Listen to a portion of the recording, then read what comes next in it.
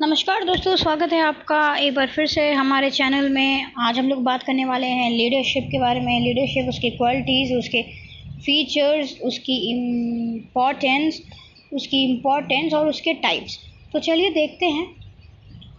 सबसे पहले बात आती है कि लीडरशिप क्या होता है। What do you mean by leadership? So leadership is the art of motivating a group of people. किसको? A group of people to act towards achievement of a common goal. ठीक है, तो ये तीन टर्म जो मैंने अंडरलाइन किए हैं, it is an art of motivating home people towards achieving a common goal.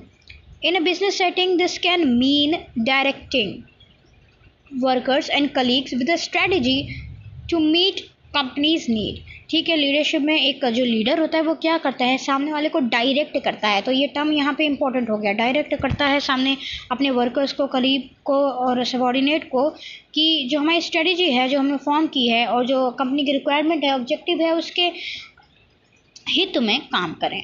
ठीक है, आगे देखते हैं कि what are the main highlighting qualities for a successful leader. He should be honest and integrity should be maintained in the organization. He should be confident because if the leader is not confident, then obviously how his subordinate is going to be confident. Then he should talk like that. He inspire others, right? He should focus on his words which inspire others. Next is commitment and passion. Commitment towards his work and passion of doing work. Good communicator, because obviously communication is a very important thing that is required for a leader, because he has to communicate with the number of people who he is going to direct. Next is decision making and capabilities. Like, we should focus on the capabilities of a leader, because he will act as the main chain and direct number of peoples under him. So he should be capable enough, and his decision making skills should be best. Okay, he is accountable. He should be accountable for all the good and the bad things that he is going to perform for the company and as well as his subordinate.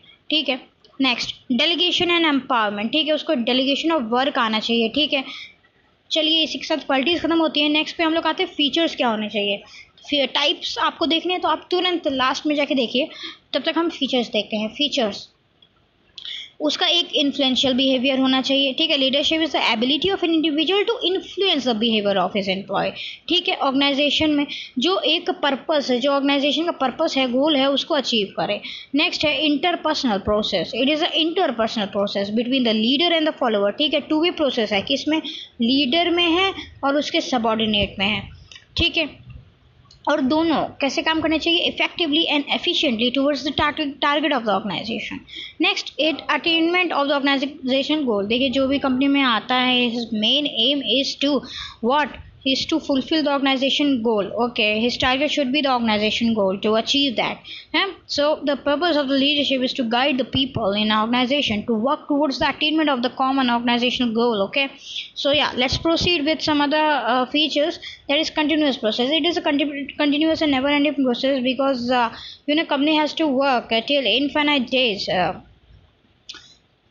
जब तक वो डिसोलिएट नहीं हो जाती है। ठीक है, तो it is a continuous process. A leader, who is a leader, he has to guide his employee every time and monitor their work, कि वो कैसे काम कर रहे हैं, और उनको जो है मोटिवेट करने की रिस्पॉन्सिबिलिटी लीडर की होती है। Then it is a group process. Obviously leader is leading a number of subordinate, so directly you all know that it is a group process. ठीक है, it is an interactive activity dependent on the situation पे depend करता है।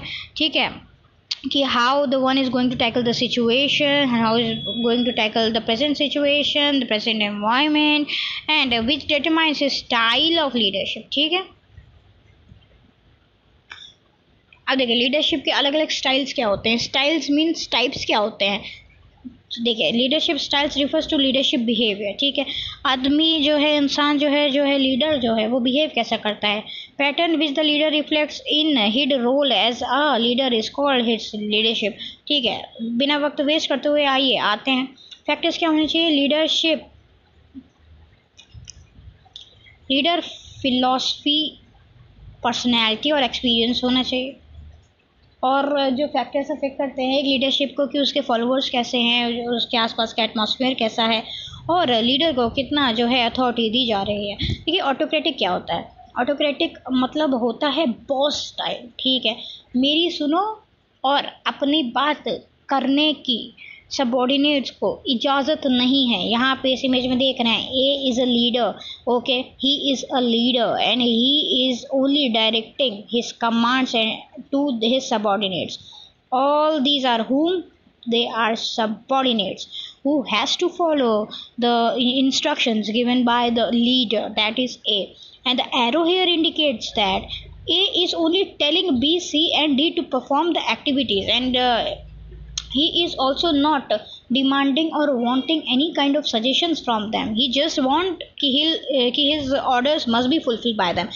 अब autocratic के बारे में हम लोग कुछ पढ़ते हैं आगे जाके, कैसा इंसान होते हैं वो, ठीक है। They are order giving, dogmatic, no contradiction, उनको अपने डिसीजन में कोई इंटरफेरेंस नहीं चाहिए होती है। पॉलिसीज विदाउट आस्किंग, पॉलिसी वो लोग बनाते हैं, सबऑर्डिनेट से नहीं पूछते हैं, खुद ही बना लेते हैं। All powers is with the leaders, सारी पावर्स किसके पास होती है? लीडर्स के पास होती है, लीडर के पास होती है। और also called boss centred leadership, इसको हम क्या कह सकते हैं? Boss centred leadership. ये बात हो गई ऑटोक्रेटिक की। नेक्स्ट टाइप पे आते हैं जो मॉडर्न वे में बहुत फेमस है, that is a democratic type of leadership, ठीक है। Where leader develops action plans and make decision in consultation with his subordinates, जिसमें जो लीडर है अपने सबॉर्डिनेट से पूछ के और उनकी कंसल्टेशन ले के काम करता है। मैं पहले आपको डायग्राम ही दिखा देती हूँ।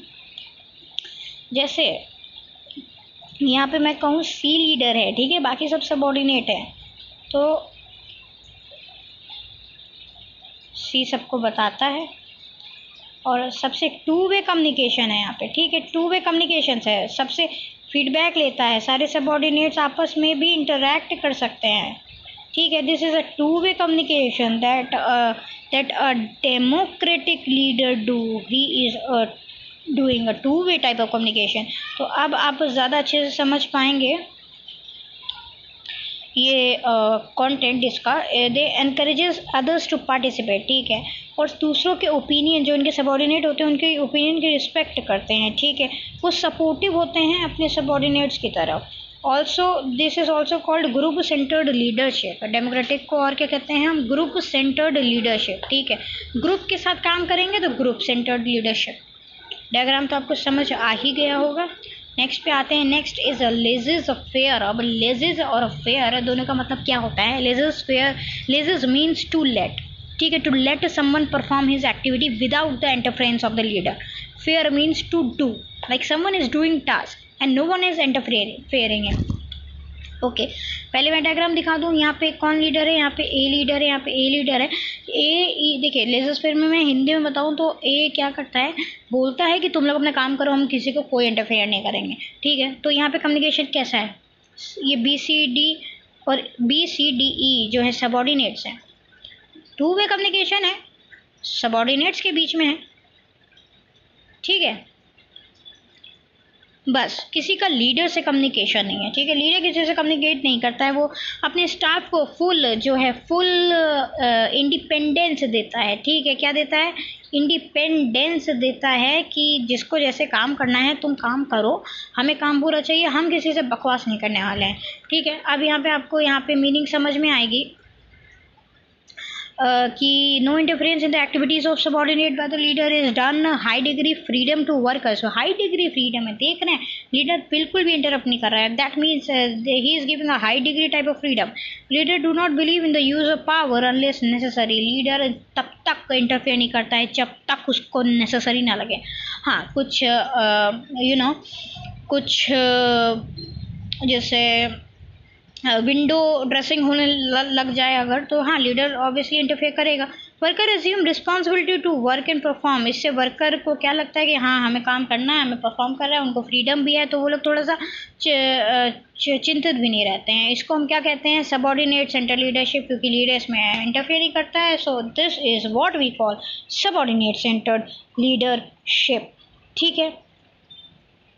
तो देखिए दोस्तों, आज हम लोग ने क्या पढ़ा? लीडरशिप, उसकी meaning, qualities of leadership, features, leadership के 3 style, autocratic, democratic and laser-fair. ठीक है, फैक्टर्स अफेक्टिंग द लीडर्स। चलिए दोस्तों, इसके साथ वीडियो को एंड करते हैं। अगर वीडियो पसंद आया होगा तो शेयर कीजिएगा, चैनल को यार सब्सक्राइब ज़रूर कर देना और किसी एक दोस्त को जाके शेयर कर देना। कमेंट करके बताइए आपको वीडियो किस चीज़ पे चाहिए, किस टॉपिक में आपको दिक्कत है। नेक्स्ट वीडियो आपके लिए होगी उसी टॉपिक पे। तब तक बने रहिए हमारे साथ। शुक्रिया।